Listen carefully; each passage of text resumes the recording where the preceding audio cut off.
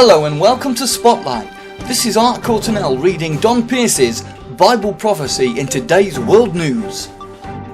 This is part 13 in our series. Israel, a potential trans-ocean passageway.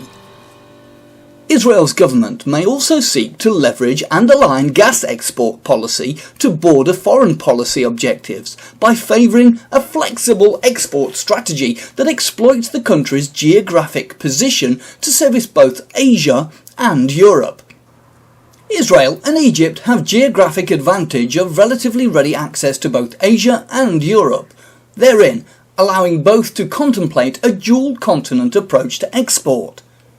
Adopting such a plan potentially could involve construction of LNG terminals anchored at either end of the Eilat-Ashkelon Pipeline Corporation, the EAPC structure, with terminals in Ashkelon, on the Mediterranean facing Europe, and in Ramat Yotam, near Eilat, facing Asia, depending on the volume of resources discovered in the Levant Basin.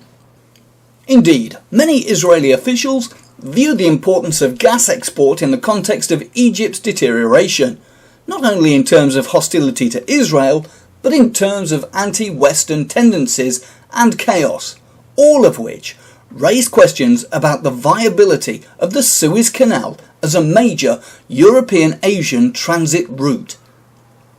These officials see a cross-Israel natural gas pipeline as an additional anchor for transforming Israel into a major trans-ocean passageway connecting the Mediterranean and Red Seas, and reasserting the land of Israel as a major trade and transport route as an alternative to Suez.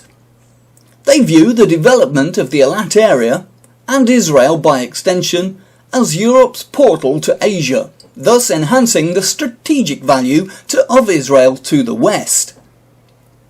This expanding role of positioning Israel as the gateway to Asia from Europe will involve strategic challenges that will encourage Israel not only to reinforce its naval cooperation with the US, and perhaps some European navies as well. It will also require Israel to establish and expand a Red Sea fleet with a blue water capability and significant convoy capabilities. This will become all the more important as US naval power recedes globally over the next decade. Jerusalem, Centre for Public Affairs, 4th of April 2013. Is this an opening for Britain's new East of Suez strategy to help Israel? Russia eyeing Cyprus bases. Russia appears to be inching closer to gaining a long-coveted military foothold in Cyprus, as the future of their naval port in Syria looks increasingly shaky. The past fortnight has seen a surge in diplomatic activity between Nova Scotia and Moscow over Russian requests for military use of the Andy Papandreou Air Base in Paphos in Limassol port. Cyprus Mail, the 30th of June 13. Several Russian warships have called in at Limassol in recent weeks. Russia helped Cyprus with a loan last year, and this year renegotiated the payments to help Cyprus. There has long been a Russian interest in this island, not only as a holiday destination, but as a tax haven for rich Russians seeking to put their wealth out of reach of Russian tax authorities. Russia too has decided to re-establish a permanent Russian Mediterranean fleet, as it had in the Soviet era.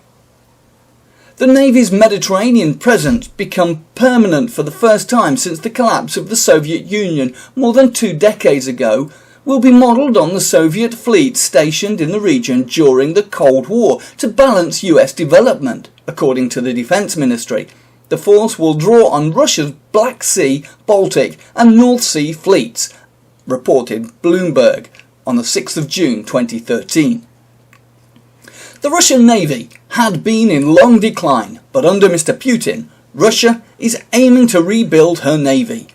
Gone are the days when a country needed a large quantity of vessels to ensure supremacy. Today's ships are much more sophisticated, and one can carry the firepower of many World War II warships. Russia is aiming, however, at building a large number of boats. Each one takes several years' construction. All blueprints for large warships left over from the Soviet era have been scrapped, and the new design board commissioned to design new cruisers, destroyers and aircraft carriers, along with full development of the carrier battle group concept, which the Soviet Navy attempted but largely failed to achieve before the Soviet collapse. These naval plans are the most ambitious Russia has embarked on since the end of the Cold War, and time will tell whether they can actually be carried out. A report from theexaminer.com on the 23rd of March this year.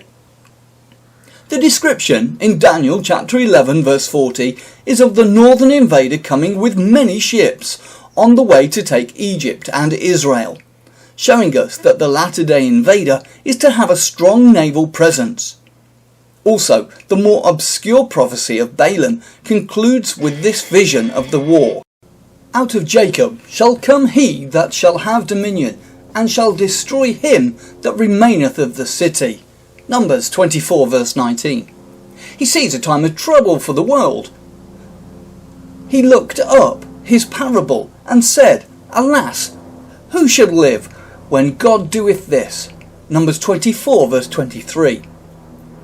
Amalek, the great enemy of Israel, is to be destroyed. We read, Amalek was the first of the nations, but his latter end shall be that of he that perish for ever.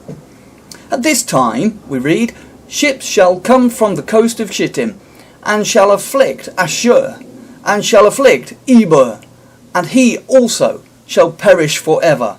Numbers 24 verse 24. It would seem that Gog, as the latter-day Amalekite, launches his attack against the Iraq region, Ashur, from Cyprus, which is Shittim, applying that he can take control of it, and from there traverse Syria to reach Iraq. He also comes against Israel, Eber. His object is to have dominion and to rule this region, but his plans will be cut short by the one whom God has appointed, the offspring promised of Jacob's line that has been promised the dominion by his heavenly Father.